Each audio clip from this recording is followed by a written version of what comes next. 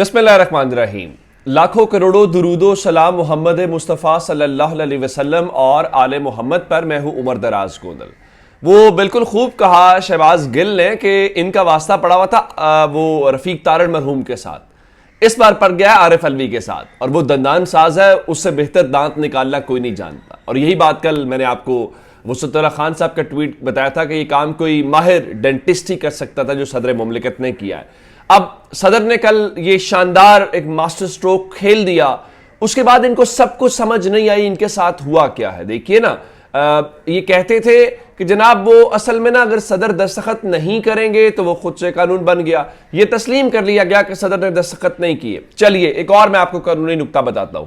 ये कहते हैं ना कि सदर ने 10 दिन के अंदर साइन नहीं करने थे, तो सदर क्या 11वें दिन साइन कर सकते थे? क्या सदर 11वें दिन अपना एतराज रिकॉर्ड करा सकते थे? इस सवाल का जवाब मैं इनकी जबान में देता हूं। आपको याद होगा जब पंजाब और खैबर पख्तूनख्वा के इलेक्शंस की बात आई थी तो कहा गया कि 90 रोज के अंदर इलेक्शंस होना जरूरी है। तो उस वक्त ये सारी की सारी पीडीएम और ये बताते थे कि जनाब एक काम जो आइन में लिखा गया है कितने दिन में हो, अगर उतने दिन में ना हो तो वो कोई गैर कानूनी नहीं हो जाता, उससे अगले दिन कर लें। यानी 90 की बजाय अगर वो काम 120 दिन में भी हो जाए तो कोई गलत नहीं होगा। इसी तरह से अगर सदर ने मिसाल के तौर के ऊपर 10 दिन में दस्तखत नहीं किए थे तो आप 11वें दिन का वेट कर लेते ना और सदर से इतराज लिखवाते या सदर के साथ फिर भेज देते, लेकिन उसका इंतजार नहीं किया गया। लेकिन इन कम अकलों को यह समझ नहीं आती कि पहली स्टेज के ऊपर सदर के दस्तखत के बगैर बात नहीं बन सकती। अब यहां तक तो हो गया काम, अब उसके नताइज आना शुरू हो गए हैं। अब इनको समझ नहीं आई कि इनके साथ हुआ क्या है। मिसाल के तौर के ऊपर सेनेटर अली जफर ने यह बात की कि अगर सदर ने दस्तखत नहीं किए तो इसका मतलब यह है कि वो कानून ही नहीं बना। अगर कानून नहीं बना तो फिर आप गिरफ्तारियां नहीं कर सकते। इसका मतलब यह है कि आपने साइफर में जियो के क्लेम के मुताबिक जो इमरान खान की गिरफ्तारी डाली है, फिर उसका कोई तुक नहीं बनता, उसकी कोई समझ नहीं आती। फिर आपने जो शाह महमूद कुरैशी की गिरफ्तारी डाली है वो भी ठीक नहीं है। अच्छा, उसका पहला नतीजा यह मिला कि चूंकि कल खबर आई कि असद उमर को गिरफ्तार कर लिया गया है। अब चूंकि इस पूरे क्वेश्चन प्रोसेस के ऊपर क्वेश्चन उठ गया है, इस लॉ के ऊपर सवाल उठ गया है, तो अब खबर यह है कि बताया गया जी असद उमर को गिरफ्तार नहीं किया गया। असद उमर वहां मौजूद नहीं थे जहां से गिरफ्तारी का दावा किया गया।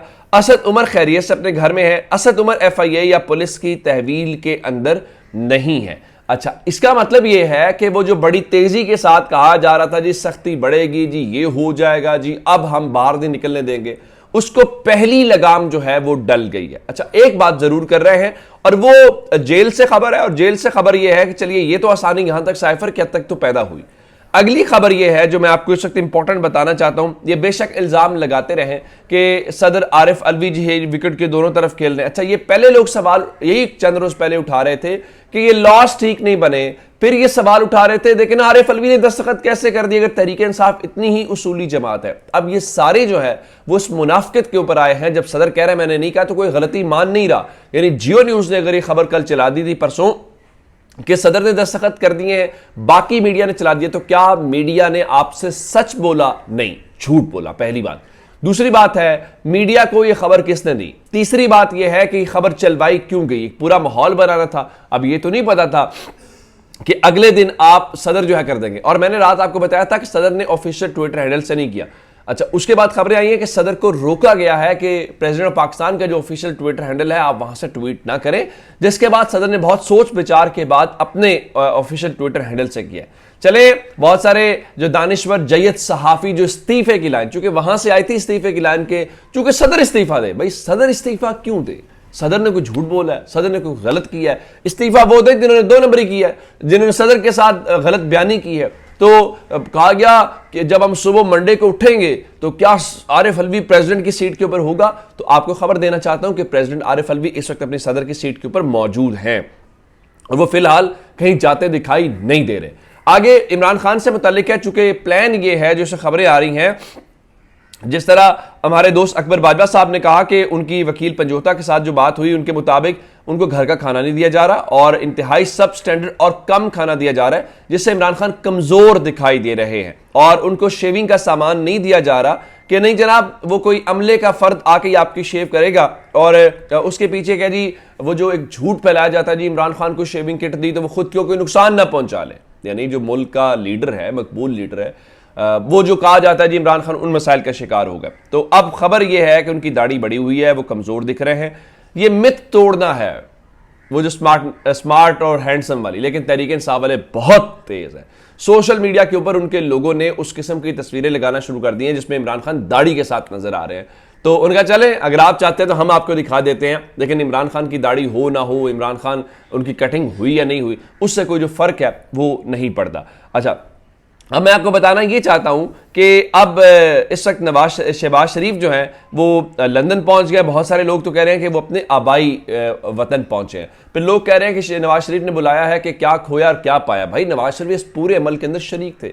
नवाज शरीफ की मर्जी के साथ हुकूमत ली गई, नवाज शरीफ की मर्जी के साथ सब कुछ हुआ, हुकूमत अपनी छोड़ी गई, नवाज शरीफ की मर्जी के साथ सारी अपॉइंटमेंट्स हुई। तो ये जो तमाशा है ना कि शायद नवाज शरीफ इस खेल के अंदर शामिल नहीं थे, वो एक बिल्कुल गलत बात है। अच्छा, अब हामिद मीर जो है, अब कहा तो यही जा रहा है तहरीक इंसाफ वाले डर। अच्छा, एक और बात है, हमारे बहुत सारे जय्यद सहाफ़ी, हमारे मुफक्कर और दानिश्वर, वो कह रहे हैं जी शेख रशीद कहाँ है, फलां का है। यानी जालिम के सामने ये नहीं बोल सकते, जालिम को क्वेश्चन नहीं कर सकते, लेकिन मजलूम का मजाक उड़ा सकते हैं। ये एक बदतरीन मिसाल है। यानी जो कमजोर इस वक्त है, कमजोर पोजीशन के अंदर है, ये जो जुल्म का शिकार है, आप उसकी हिमायत करने की बजाय या उसको सपोर्ट करने की बजाय, या कम से कम चले सपोर्ट नहीं भी करना चाहते तो उसको तकलीफ मत दें।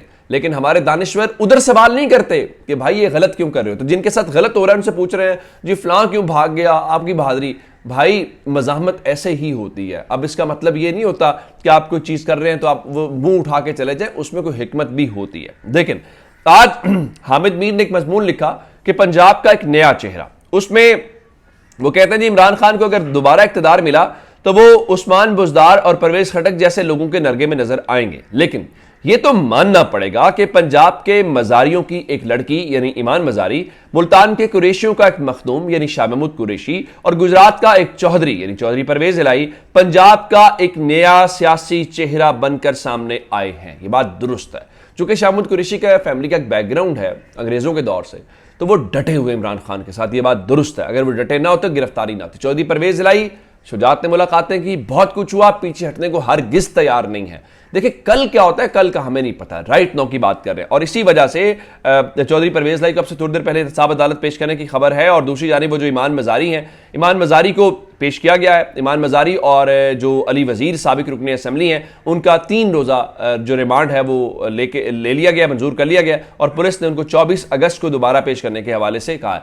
अच्छा, उनके ऊपर केस क्या बनाया गया? केस बनाया गया जी वो सड़क ब्लॉक करने, जी उलझने, ये वो असल जो कहानी है वो बताने को तैयार नहीं है। और उसके बाद जब ईमान मजारी वहाँ पे आई हैं, ईमान मजारी ने कहा कि मैं आज से भूख हड़ताल कर रही हूँ। दूसरा, उन्होंने इल्ज़ाम लगाया कि उन्होंने कुछ नज़में लिखी हुई थी, किताबें, वो भी चुरा ली गई हैं। आप इससे अंदाज़ा लगाइए। और जब जिस गाड़ी में बैठाया गया तो शीरी मजारी जाहिर है कि उनकी वालदा हैं, तो आप फिर जज्बाती भी हो जाते हैं। उनका मेरी बेटी को मारना है तो एक ही दफ़ा उसको जहर दे दें, आपकी जान छूट जाए। जिस तरह की गाड़ी में उसको हवा नहीं लग रही, उस गाड़ी के अंदर आपने बिठाया हुआ, तो ये एक बड़ी अहम खबर है।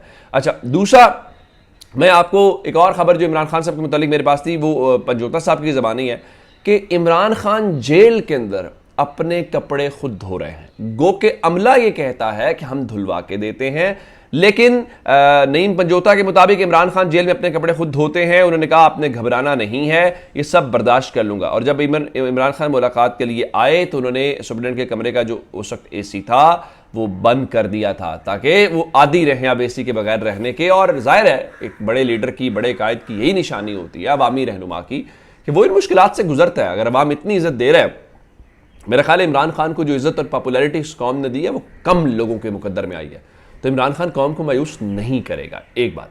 अगली बात, हमें बताया गया था ये जो साहिबान आए हैं ये बड़ी तरजीहात के साथ आए हैं, ये मईशत को ठीक कर देंगे।